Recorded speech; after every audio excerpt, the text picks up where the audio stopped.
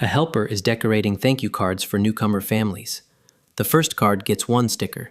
The second card gets 2 stickers. The third gets 3, and so on, all the way up to 8 stickers on the 8th card. How many stickers does the helper use in all? Pause the video, try to figure it out. Here is a hint. Pair the smallest card with the biggest, then see what happens.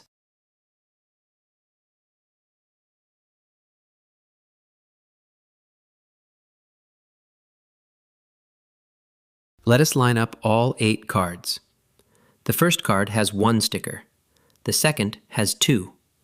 All the way up to the 8th card with 8 stickers. Adding them all in order would work, but there is a much faster way. Watch this. Pair the smallest and the biggest. Card 1 has 1 sticker. Card 8 has 8 stickers. 1 plus 8 equals 9. Notice that. Now look at the other pairs. Card 2 plus card 7. That is 2 plus 7, also 9. Card 3 plus card 6 equals 9 too. Card 4 plus card 5 also equals 9.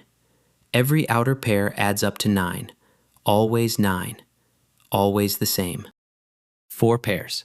Each one is worth 9 stickers, so the total is 4 times 9. That is 36 stickers. This is the Gauss formula.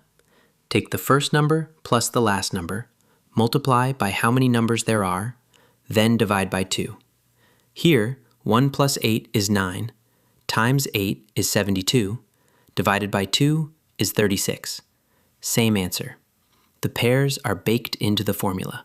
The answer is 36 stickers. The trick is called pair and equalize. Every outer pair has the same sum. Multiply by how many pairs you have. That is the whole Gauss method. The next levels make the pattern bigger and harder to spot, but the trick stays the same. Pair, count, multiply.